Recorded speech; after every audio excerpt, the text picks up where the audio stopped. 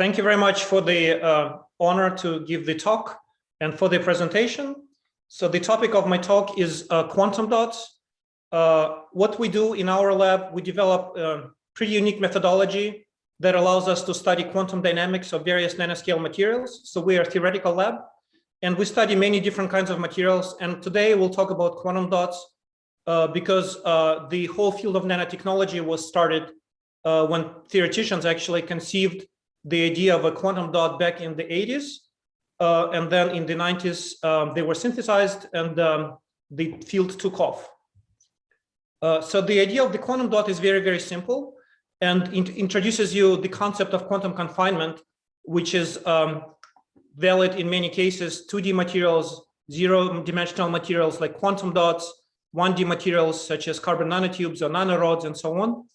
So the idea was considered by theorists in the US, in Bell Labs, also in Russia, to understand what will happen if the size of your bulk material goes from macroscopic millimeters, let's say, to microscopic on the order of a few nanometers. And your normal semiconductor that you use in a computer or anywhere else, laser pointer, has a band gap and has electrons in the conduction band and holes in the valence band.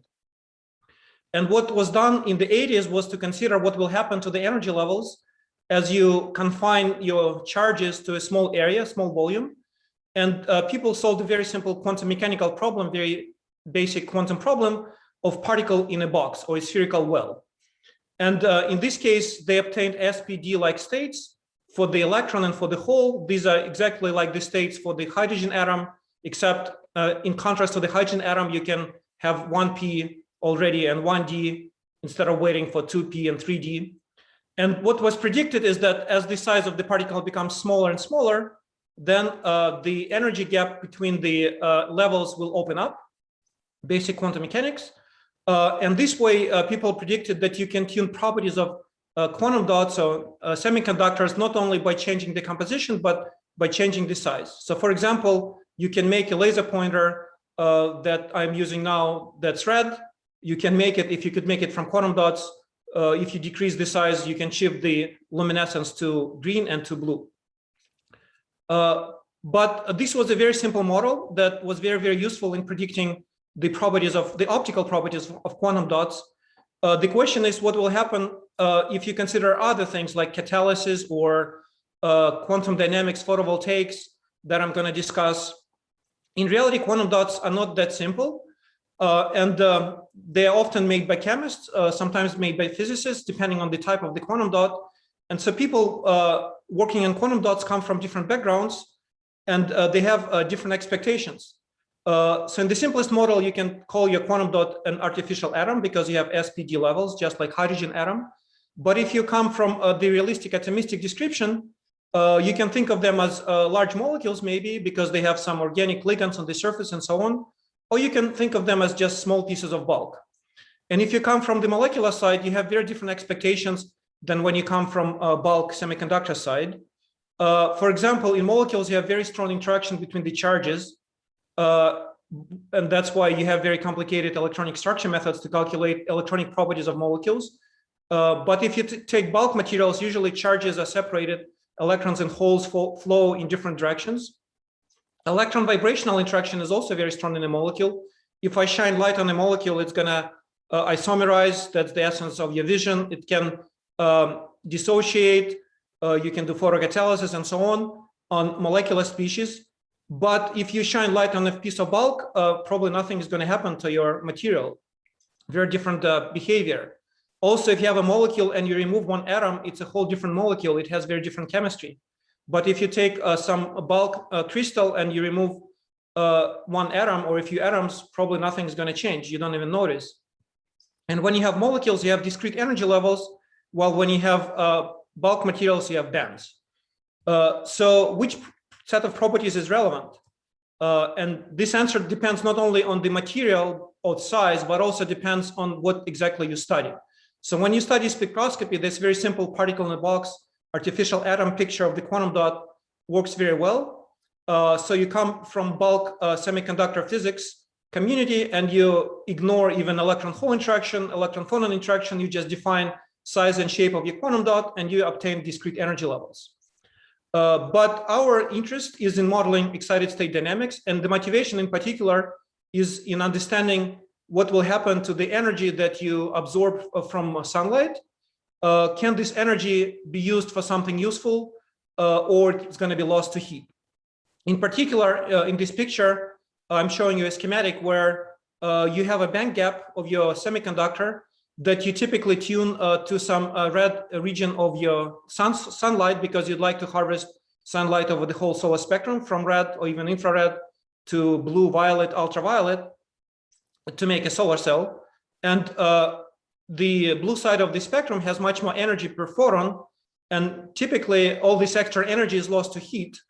But people were considering the idea that this extra energy can be used to produce, for example, a second charge instead of being lost to heat. And this could increase the efficiency of solar cells from the limit that's about 32% for a single junction solar cell to something that would be maybe 44% or so if you can make this process happen very efficiently and don't lose extra energy to heat. So this is the outline of my talk. First, I'll review very briefly the methods that we developed. So this is pretty unique methodology that we've been developing for about 15 years or so, that combines techniques from molecular dynamics that comes from the chemistry side, I would say, with DFT that comes from the physics side. And then I will discuss different properties of quantum dots, this competition between electron phonon relaxation and generation of multiple excitons or multiple charges. And then I'll finish discussing more recent work on charge extraction from quantum dots. So what we do is a combination of two techniques. The first one is called non-adiabatic molecular dynamics.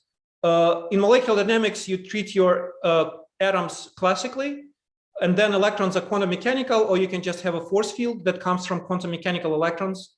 And you just solve Newton's equation for the evolution of atoms in some field of electrons according to forces. So this word not adiabatic means that we include transitions between electronic states, because typical molecular dynamics is run in the ground electronic state. But if you would like to consider what happens if you photoexcite your system, you have to consider transitions between states, because you start in some high energy excited state typically, and then you relax through many, many states by transitions, which are called non-adiabatic transitions, all the way to the ground state. This is how we describe evolution of the classical atoms. And the quantum mechanical electrons are described by DFT. So this is TD-DFT, but it's different from what people usually imply that when people say TD-DFT, because usually people use linear response version that allows you to compute spectra. But we do this in time domain. So we actually do real-time TD-DFT. We propagate the electron density that is coupled to the nuclear motion. And we use DFT because it gives you a very efficient and quite accurate method to compute electronic properties and how they evolve in time. In particular, this is because you replace very highly dimensional wave function that for a quantum dot that has, say, 200 atoms would have, so if each atom has 4 electrons, you have already, like silicon, you'll have already 800 electrons. Each one has XYZ coordinates. So you have thousands of degrees of freedom here for the wave function. Instead of the wave function in DFT, you consider density, which is one-dimensional property or three-dimensional for one electron. You sum densities of all electrons into one density that is just three-dimensional. But the complication, so you simplify the dimensionality a lot, but because of the this model, you don't really know what the Hamiltonian is. And that's why in DFT, instead of Hamiltonian, you call it functional. So this H is a functional. And then we have some ways to solve these time-dependent Conchem equations, and we compute this property, which is electron vibrational coupling, called non-adiabatic coupling. And back when I was a graduate student, was probably one of the best times in my life. There was lots of freedom to learn what you want to learn. So we tried to answer fundamental questions such as how you couple quantum and classical dynamics. You have Newton's equation, Chernigov equation, and we defined various things, quantum classical Lie bracket. We used Bohmian interpretation of quantum mechanics to do this kind of coupling. Then we also looked at various semi-classical models. This is some hierarchy of equations of motion that allows us to introduce semi-classical attractions. Also looked at this open system quantum mechanics, stochastic Schrödinger equation, quantum noise that is very similar to classical Langevin equation, but now it's for quantum mechanics. And then more recently, starting about 15 years ago and until this year, we developed efficient ways to implement all these methods into real-time TD-DFT. I had a very good postdoc who's now faculty in the University of Buffalo who wrote this code. So as of 2014 or so, we have this available publicly, and many people in the world are using our software. So it's based on some available packages such as VASP and Quantum Espresso that do regular DFT. So we have built stuff on top of that. We also have tight binding DFT and some other methods as well. So going back to the issue of quantum dots, so to remind you, the basic idea was that instead of continuum of levels, you now solve the problem where your charges are confined to a small nanometer type well. And this particle in the box model of the quantum dot predicts that you have energy gaps between the levels, which works very well to describe spectroscopy. And therefore, people suggested that because now you have energy gaps between states, this cooling process should slow down because usually you have some heavy elements, lead, cadmium, selenium, and vibrational motions are very slow compared to energy gaps between the electronic states. And therefore, you're going to be off resonance. Your electronic transition will have much higher energy than a vibrational motion. And if you're off resonance, you should slow down this cooling process. And therefore, this generation of a second electron hole pair from this extra energy that you gain on the blue side of the spectrum would be efficient. It happens in bulk materials, but in bulk materials, it's not so efficient. But people predicted that it should be very efficient for quantum dots. So this is how the story goes. The idea is attributed to Art Nozick, who was in the National Renewable Energy Lab. But the first publication showing very high efficiency was done by Viktor Klimov, who works in Los Alamos. And what he showed was the yield, which means how many electron hole pairs you get in percent versus excitation energy relative to the energy of the gap. So if you excite right at the gap, the yield can only be 100%. But if you excite maybe twice the gap or more, you can generate more than one electron hole pair. So the yield can be higher than 100%. So as you see, if you go above 2, and ideally you should go maybe to 3 or 4 times gaps, then the yield goes to 200%, 300%, and so on. So this was December 2004. 2005, Art Nozick and Sasha Efros, who was one of the people that on the Russian side that predicted quantum dots back in the 80s, they measured the time scale of how fast this happens. And this process happens very fast, basically almost within their time resolution, faster than a picosecond. So this is very fast. But then the first puzzle came along. So Viktor Klimov reported electron phonon relaxation times. So the process where you lose energy to heat instead of creating a second electron hole pair. People were expecting a bottleneck, so-called bottleneck, in which relaxation would be nanoseconds or hundreds of picoseconds. Instead of that, Viktor Klimov saw a very fast relaxation, depending on the size of your quantum dot, could be as fast as this multiple exciton generation, less than a picosecond. And what's even more interesting is that if you make the dot smaller, going from red to green to blue, the relaxation became even faster. Although the quantum dot prediction for particle in a box model said that the smaller the dot, the larger the gap, the larger the gaps, the smaller the relaxation. So this was very unusual and strange. And then 2 years later, Mundi Bawendi at MIT published this paper, and he was saying that, oh, there's no yield whatsoever. So there's no, the efficiency of creating multiple electron hole pairs is very low. And this was quite unusual because, in fact, it's very hard to find scientific papers that publish negative results, right? Usually, if you don't find something that's positive and interesting, you just don't submit. But what happened is that many people got excited and tried to reproduce the experiments. And some people could reproduce the initial experiments, some could not. And people found that the result depended a lot on how you do your measurements. And that's what Viktor Klimov discussed in this review, where he says, oh, it depends how you shine light on your quantum dot. If you keep shining light on the same quantum dot and you don't stir, so you do static, your quantum dot is sitting there and you're shining light, then you can do some photochemistry. You have some other processes that you have to consider that I will discuss. But if you keep supplying new quantum dots all the time, if you keep stirring your sample and shining light on new quantum dots every time, then you have a different signal. So basically, this very simple idea, a particle in a box description of the quantum dot, had to be modified because you have to consider other processes that are not in this simple model. And then the efficiencies had to be recalculated. So the experiments were fine, but the interpretation had to be modified because you had to consider other phenomena. And then the efficiencies went from down a little bit from maybe 200% to typically maybe 150% or so. So then there was this question about the bottleneck. How come people were expecting energy gaps between states and were expecting very slow relaxation?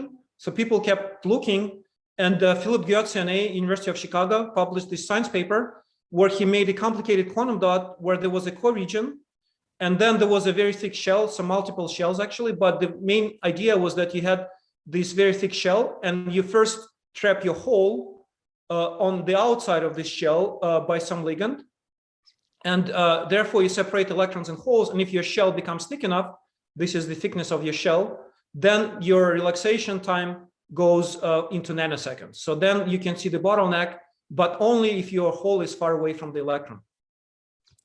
And then beginning of 2010s, people could see this effect not only in just spectroscopically by measuring pump probe experiments in quantum dots, but they could make solar cells or some kind of device that gives you a conversion of photon to current prototype device, and they could see efficiencies going above 100% already for the current, not just in the spectroscopy experiments. First subtopic, this cooling and bottleneck. So the simple idea tells you there will be gaps, and therefore this cooling should be slow. But in most of the experiments, cooling is not slow, it's very fast. So that's the first question, why? But then in this one special experiment or a few more experiments, it's actually very slow. That's the second question. And then later I'll discuss how come that if the energy loss to heat is very, very fast, you can still generate multiple charges. And I should say that this field evolved into other areas. For example, after studying this kind of process in quantum dots, people started to discuss a lot singlet fission in molecular crystals. These days, people discuss these kind of processes in metal halide perovskites, which we also study, which is a very promising material for solar energy applications right now. So this is our first papers that we, motivated by experiments 2004, 2005, we started to apply the methods that we just developed, which was also 2005, to this very interesting material. And we do atomistic calculations. And first thing that we tried to see was to see if we can see these SPD-like states that the model that started the whole field of nanotechnology predicted. And in a small crystal, yes, we could see some states that you can assign to PX, PY, PZ states maybe, and so on. But once we considered a larger crystal, it was impossible to see any kind of symmetries. So it started us thinking already about this very simple particle in the box model, how it should be modified. And then we started to think, so why is this? There's no more clear symmetry in these molecular orbitals or states of the quantum dot. And this is because your particle is not fully symmetrical. It's not really spherical. There's some underlying crystal structure, which gets perturbed by surface effects. Also, when you heat it up, there are some fluctuations. So this perfect symmetry that you assume does not really exist in a real material. And on top of that, as we learned, the materials are not necessarily stoichiometric. You have missing atoms from the surface and so on, some defects. And so at the end of all these studies, we realized that even though you can have very distinct peaks in the spectra that we also see in our calculations, atomistic calculations, and these peaks are very well predicted by this particle in the box model of the quantum dot, the reality is such that there are many, many states. And the reason why when you have many, many states, but you still have peaks is because you have these optical selection rules that are given by the SPD symmetry of your particle in the box states. But when you look at relaxation, you have very high density of states. And this is very easy to understand as soon as you start thinking atomistically, not as a particle in a box. If you realize that if you have 800 electrons in your quantum dot, you have 800 squared possible singly excited states. So you have huge number of states. There is no way you can have large gaps between states. Maybe for small quantum dots at low energies, you can. So the picture that people had for this ideal quantum dot had to be modified for this real quantum dot. So even though spectroscopy is well described by particle in a box, relaxation has to be described by a different model, by simulations such as the ones that we do. And then we wanted to address this very interesting experiment where people could see the bottleneck. And yes, we made the quantum dot, and then we also added a shell, although it was much smaller than the experiment, of course. But for some reason, regardless of the size of the quantum dot, in this material, cadmium selenide, also cadmium sulfide, you have this one state that splits off, and this one state has an energy gap. So this picture is totally correct. Even if you do atomistic calculation, you have a big gap between S and P states for the electron, and there's no more states in the between. And because of that, if you isolate the whole, then you can have this very slow relaxation, which we reproduced. So now going to the more realistic calculations, what happens, and this was actually also known from the 1990s, 93, Sasha Efros discussed extensively the fact that you can have energy exchange between electrons and holes. So this Auger-like process turns out it's very, very common in many nanoscale materials. What it is, if you have electron that's excited, you can have coupling to the hole. And then instead of losing energy to vibrations, to heat, you can lose this energy. Electron can give energy to the hole. So you have this kind of process where the electron is relaxed and the hole is now excited. And this is quite unique to nanoscale materials. It doesn't happen very efficiently in molecules or in bulk semiconductors, because you need to have both strong Coulomb interaction between electron and hole and also high density of states.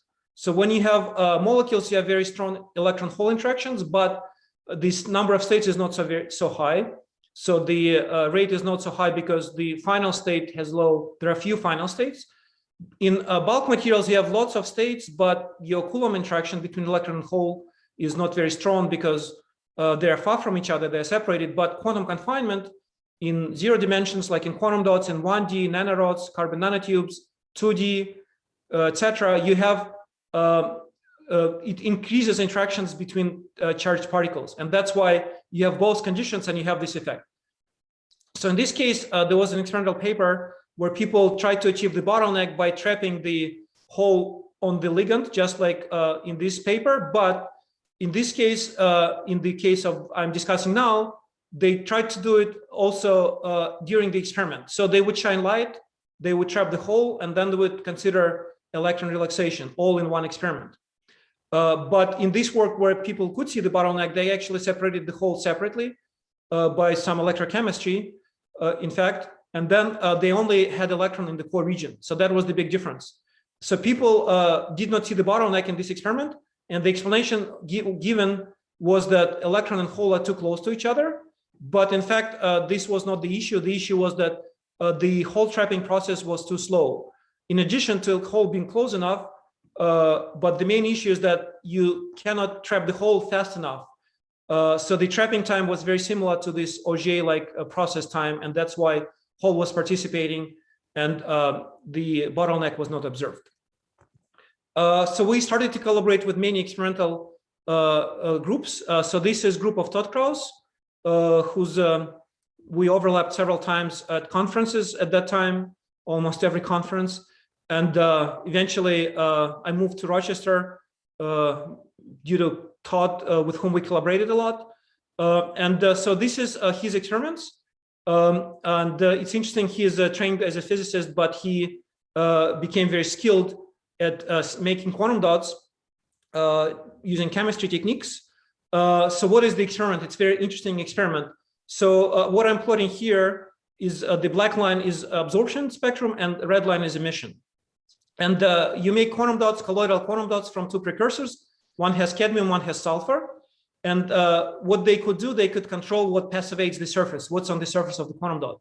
So they could make some quantum dot, then add sulfur on the surface, then they add cadmium. So now instead of sulfur, you have cadmium. Then they add sulfur precursor, and they could do it many, many times. And what they see, so this black peak shifts because the quantum dot becomes larger and larger, but they see this red peak. And there are two interesting observations. First of all, this red signal has very broad feature that does not arise from this particle in a box model. And what's even more interesting is that when you have sulfur on the surface, there's no emission. So your quantum dots are very inefficient emitters, even though this would be probably the main application of quantum dots right now, because they emit light very, very well. So when you have sulfur on the surface, no emission. When you have cadmium, you recover emission. When you put sulfur, you kill it again. When you have cadmium, you recover. So we wanted to understand why this is happening. And it's explained by chemistry, because when you have sulfur, it's a non-metal atom. It needs to make covalent bonds. So when you have some random number of sulfur atoms on the surface of your quantum dot, then you have many, many defect states. You have unsaturated chemical bonds, and those unsaturated bonds create states all the way across the gap. So these are trap states that are happening in most semiconductors, and people work hard to eliminate them. So if you have sulfur on the surface, you cannot eliminate them. You have many, many trap states across the gap. And that's why energy is lost to heat. Electron goes and recombines with the hole very fast. And that's why there's no emission. There's no time to emit. But when you have cadmium on the surface, you also have trap states, but cadmium has metallic bond. And when you have metallic bond, it's much more spherical, much easier to heal those defects. Some bonds form, and you have still maintain some gap, which slows down the relaxation. And you have these states in the gap that comes from defects, and these states actually explain this luminescence that people see in the region where you don't see when you consider a very simple ideal quantum dot. So this was very nice explanation, and then we followed up. But now I'm going to switch to the second subtopic. So the question is, how come, even though your cooling is typically fast, unless you have very special conditions, you can still see this generation of multiple extons. This extra energy can still go to excite a second electron hole pair. You can double the number of charges if your excitation is sufficiently high in energy, even though the relaxation is very fast.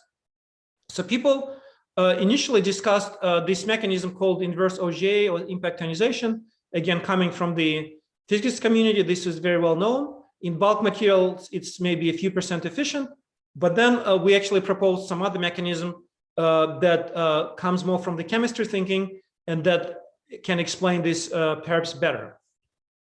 So first we did simulations for this initial mechanism, where you create a single excited state, and then there's a step, like I show here, there's a step where you go from this state, single excited state, 1 electron hole pair to 2 electron hole pairs. So the simulations we've done were quite complicated.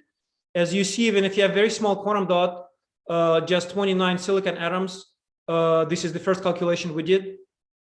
And you have already 100,000 states that you have to consider, huge number of states. But the physics, or the gist of the phenomenon, is actually very, very simple. At low energy, you cannot have double excited states. So this red line, which is the density of single excited states, dominates. But then there is some crossover, and this crossover is quite universal, actually. So for this quantum dot, the gap is about 2 eV, and roughly almost 3 times, maybe 2.8 times the gap, you have this crossover. So 5.8 or so. And at high energies, purely statistically, you can call it entropy or statistics, you have many more double excited states than single excited states. So if you excite a single excited state in the red here, and you have interactions between charges, Coulomb interactions, then purely statistically, the population will go to double excited states. And then eventually you're going to cool, energy is going to go down because you give energy to vibrations. And then once the energy in the electronic system goes below this threshold, you have recombination. So you go back from double excited states to single excited states. And we've done simulations like this, and we agree with experiment very well. So this was a very nice model that explained experiments, but still the time scale of this process was into picoseconds, maybe hundreds of picoseconds, depending on the size of the crystal. In our small crystals, it was very fast, but in larger crystals, it was slow. So the question is, how come if relaxation is sub-picosecond, you can still see this multiple exciton generation? And then we've done some modeling based on chemistry way of thinking, based on chemistry methodology. This is no longer DFT because you need some electronic structure methods that are more advanced, but also can be done on small systems only. And the idea is that even though you photoexcite single exciton, that's your normal picture, and then eventually it becomes to biexciton, and biexciton you cannot photoexcite because simple rules tell you can only excite one electron at a time by one photon. That's why people assume that first you create single excited state and then it becomes double excited state. But in reality, those states are mixed, and you can have a single excited state that has maybe 5% contribution to this double excited state. And this combination, even if it's small contribution of single excited state, it can allow you to create this double exciton right away. So you photoexcite and you create two charges, not just one, already during photoexcitation. So this is the alternative mechanism.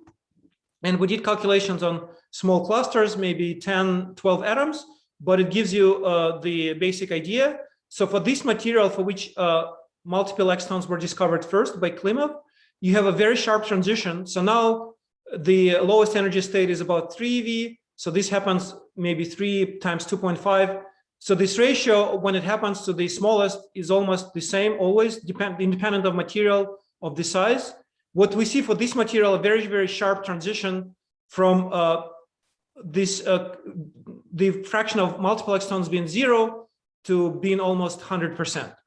And at the same energy, as we see this sharp transition where you photoexcite 2 electrons already right away, we see a drop in the intensity. And this is, again, because double excited states cannot be excited directly. But if you have some small contribution, as I showed here, maybe 5%, even 1% contribution from single excited states, it allows you to photoexcite this. And so the intensity is small because normally you don't excite it, but it's sufficiently large such that you can generate those multiple excited states, multiple excitons right away.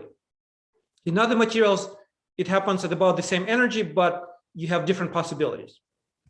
So now the question is, how come you have different experimental signals and different results of your measurements if you stir your quantum dots or you don't stir your quantum dots? How you stir your quantum dots on a computer?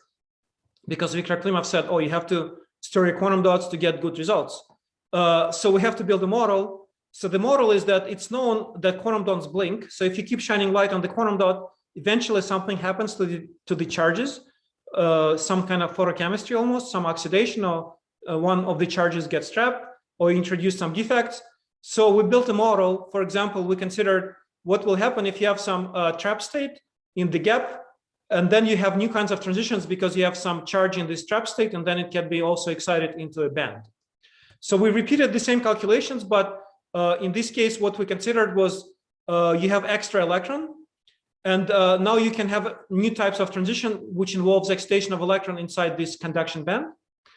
And most importantly, you have this kind of transition called trion, which had to be included in the interpretation of the initial data to get good interpretation and realistic estimates of the efficiency. So what happens at the energy in this system, it's at about 8 electron volts, where before you would excite double excited state. So in this case, 8 electron volts gives you 2 excitons. In the case when you have this extra electron, so not perfect quantum dot, you still excite 2 electrons, but the second electron is excited inside the band. So you don't create second charge in the valence band. You don't create second hole. And because of this, this is not what you need for photovoltaics, because you need 2 charges, both in conduction valence bands, 2 holes to double your current, but you don't have 2 holes. And therefore, the efficiency is not so high. But in order to create two holes, you have to go to much higher energies. And this is, again, purely statistical consideration, because now you have many more ways you can excite this kind of state versus that kind of state at the energy of 8 eV. And if you go to very, very high energy, it becomes irrelevant. Even if you have a different material, still this is too high for any application. And the final subtopic Let me check the time. The final subtopic is charge extraction from quantum dots. This is very important, not just for photovoltaics, also for photocatalysis and many other applications. So now we want to connect your quantum dot to some other material such that you can separate electrons and holes, and then your charges can do something useful. We've done many studies. I'm going to just highlight a few. So this work is, again, collaboration with the experimental group, Tim Lian at Emory University. And what he was looking at, he would put a molecule on the surface of this quantum dot, and then he would excite the quantum dot, and then the electron from the quantum dot would go to the molecule, to the LUMO, lowest unoccupied orbital of the molecule. And what they did in the group, they did many, many measurements. So each point is a measurement.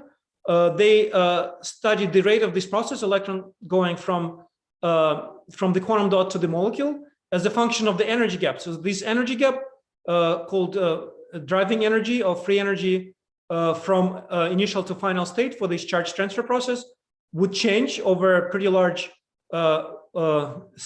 energy range. And Tim was expecting to use this inverted Marquis regime, which I'll explain on the next slide. Why? Because this was a very, very big deal. Marquis, who's here in Caltech in Los Angeles, very close to where I am, he predicted this very interesting and unusual behavior in the 50s. And then in the 80s, this was observed in experiments, and he got his Nobel Prize. And this was very simple and very unusual, because you usually assume when your initial and final states are when your final state is much lower than your initial state, your chemical reaction will go fast, right? So if you have initial state and then it's favorable to go down in energy, then it's going to happen very fast. But the conclusion that Rudy Marquis obtained from very simple model is that if your energy is too low, if your energy gap is too large, then the rate will slow down. Why? Because you have a barrier. And if you're, so this is your driving energy, your initial energy, and your final energy. Very simple model, just two parabolas. You have a barrier here. So if you lower your final state energy, you're going to decrease the barrier. And eventually, you're going to have this situation where there's no barrier because the parabolas cross in the minimum. But what follows that if you keep decreasing the final state, then this barrier will show up on the opposite end. And that's why you have this inverted regime, because you have a barrier now on the other side. But Tim Lian did not see any inverted regime. He just saw saturation. This is his data. So we needed to explain why. So we discussed this and did some calculations. And again, it's this kind of process, Auger-like process, in which case you excite a hole. So the energy goes from the electron to the hole. And you have to consider this as your final state, because your final state not only includes electron in the molecule, it also includes excited hole. And that's why you don't have this inverted regime, you have this saturation. But what's important and interesting is that this only happens for a very short time. So in our calculation, we see that, yes, the energy of this red line goes to the hole initially, but then the energy of the hole goes to zero very, very fast. And what's excited are vibrations again. Everything goes to heat. So after 2-3 picoseconds, and this is a very good example why you need to do time-resolved experiments, because if you just measure the rate, you don't even know. If you measure something on a very slow time scale, you don't even know your hole was excited. But on the time scale of 1 picosecond, you understand what's happening because the energy first goes to the hole and then hole relaxes, gives energy to heat. And this totally changes the behavior of your system versus this energy gap that you can tune experimentally. So then we also started to look at metallic quantum dots. And it's hard actually to do calculations on metallic quantum dots talking about plasmons. Plasmon is a very important topic in general because plasmons allows you to do many things. It allows you to enhance signals from single molecules. It also gives you a very, very efficient absorption. So it's used very, very often in various photovoltaic and photochemistry events and so on. But what always interested me was how come usually you have a pretty large particle that's metallic. In this case, to have a plasmon, you have to have a metal. How come you can separate charges? Because usually in a metal, if you shine light on the metal, it heats up rapidly, charges are lost to heat, and you cannot produce anything useful. That's why you use semiconductors for photovoltaics, for the chemistry, for electronics, to develop some logic, transistors and so on. Metals just conduct, but they don't have an energy gap.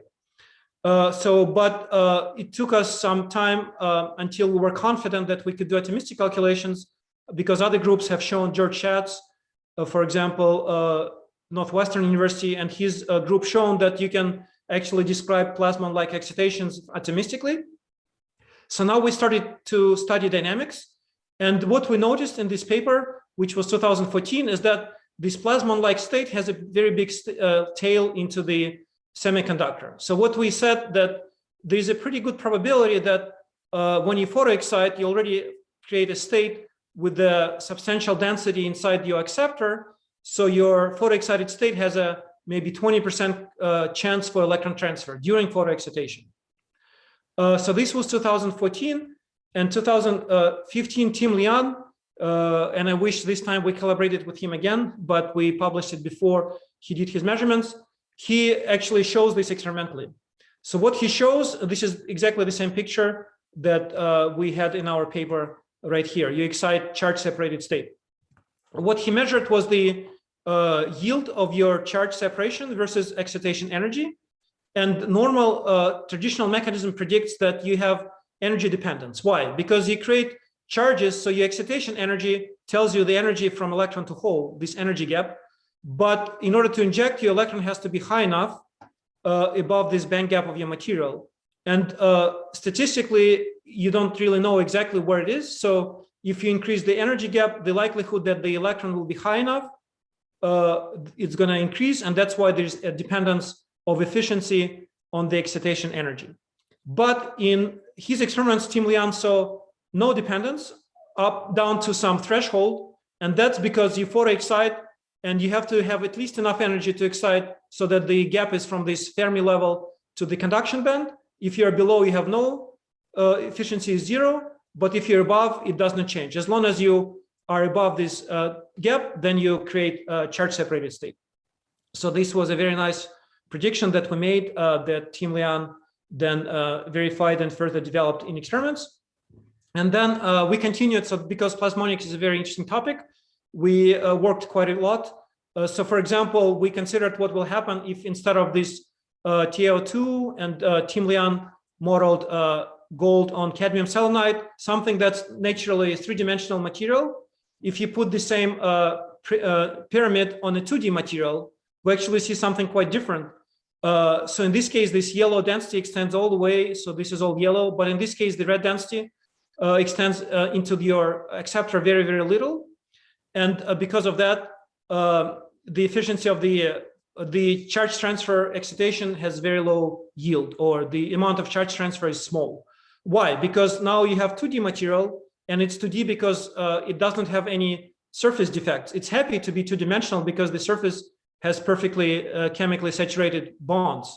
And that's why the interaction, the chemical interaction between this 2D material, molybdenum disulfide and gold, is now much weaker than the interaction between gold and 3D material that has unsaturated bonds on the surface that want to interact with gold strongly. And if you now change the shape of your particle, this surface is no longer large, this contact area is smaller, then this mechanism is even less efficient. And last thing I want to discuss, this just got published. So we collaborated now with experimental group Patrick Hopkins and so on.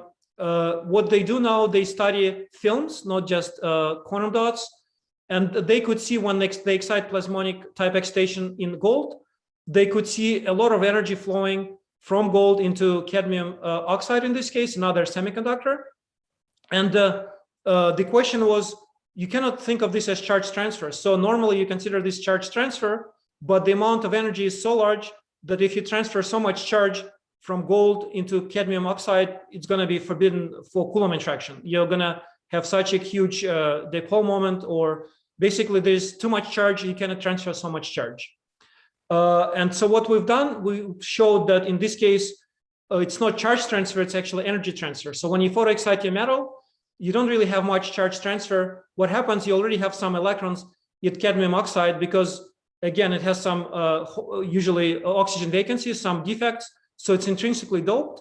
So it has a relatively large amount of charges already in the conduction band. So what happens is that electrons from gold, they interact with electrons in cadmium oxide, and then they exchange energy. So instead of having charge transfer, you have energy transfer. So this kind of ballistic injection of energy, not of charge. So because time is up, I'm gonna start concluding. So what is the conclusion that we made overall? So we started with this spectroscopy of quantum dots that was very well described by this very simple model, a particle in a box model, atomistic model of a quantum dot that started the whole field of nanotechnology, was conceived by theoreticians back in the 80s. And to describe spectroscopy of quantum dots, how the color of your laser pointer changes if you change the size of your quantum dot, you can ignore electron-hole interactions, electron vibrational interactions. You just need size and maybe shape if it's not spherical. You predict discrete energy levels, and this works just fine for spectroscopy. But when you start to look at dynamics, the picture changes completely. So you actually should look more from the molecular point of view, because you have this strong electron-hole interaction, because that's why you can go and exchange energy, and then you can create second electron-hole pair, because you have Coulomb interaction between electrons and holes. You have strong electron-phonon interaction. That's why you have very fast relaxation. Your structure, ligands, defects matter a lot because they introduce new energy levels, new states, new chemistry. And if you don't passivate the surface of your quantum dot in a certain way, you don't get any light emission and so on. And then at the high energies that are relevant for this kind of dynamics, you don't have any isolated states. You have continuum of states. So basically you have bands. So the picture, if you compare this slide for spectroscopy with this slide for dynamics, it's the opposite, totally opposite. And so I want to conclude with the joke. I'm firmly convinced that behind every great man is a great computer, but clearly this is a joke, but there's a point to this joke because once we started to do atomistic calculations, it's not really that we had some powerful computer, but it's just that we started to think atomistically. So doing computational calculations, we started to think not as a model particle in a box, but as a realistic system with atoms and defects and so on. And as soon as you start thinking atomistically, you change the way you think of quantum dots, because now you can understand all the phenomena that we have large number of states. Therefore, you cannot have gaps between states, that you can have defects, you can have traps that can create new kinds of tryons, kind of particles. You can do photochemistry. So computational work not only allowed us to reproduce experiments, but it also changed the way we think about quantum dots in a global way. And so this is the summary of what I've talked about, but I'm gonna stop. So, okay, we've developed a pretty unique combination that allows us to model excited state dynamics in nanoscale materials. Pretty much very few groups in the world, mostly our group and people that came from my group and now have independent positions, do these kind of calculations. And I talked about quantum dots because they were the first nanomaterial that was conceived and then developed. And I talked about three very related processes: energy relaxation, creation of multiple charges, and then charge extraction. So thank you very much for your attention.